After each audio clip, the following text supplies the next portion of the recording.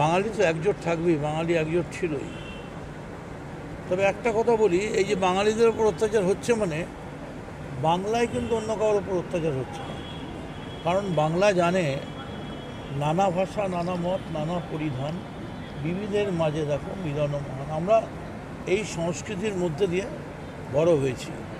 তার মানে এই নয় যে বাংলা প্রতিবাদ করতে জানে না।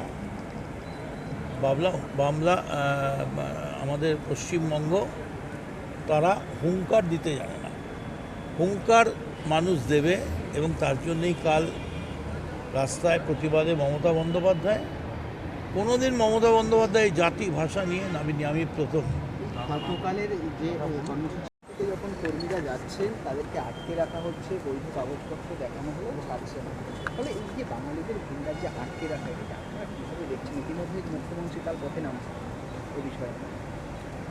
বাঙালিদের দেখলে শুধু আটকে রাখা হচ্ছে না, বাংলা ভাষায় কথা বললে তার উপর অত্যাচার করছে। যিশুকে যখন ক্রুশবিদ্ধ করেছিল তখন জিসাস বলেছিলেন, O God, they don't know what they are doing.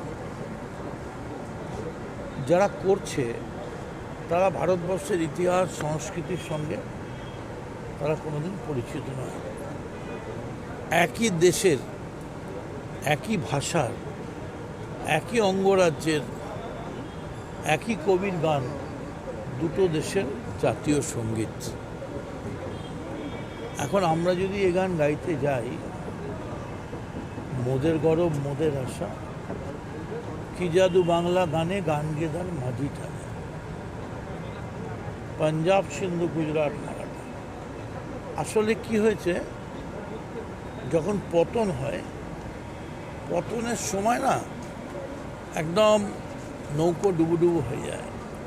এইটা হয়েছে এখন বিজেপি শাসিত রাজ্যগুলো বা বিজেপি মদতকারী রাজ্যগুলো।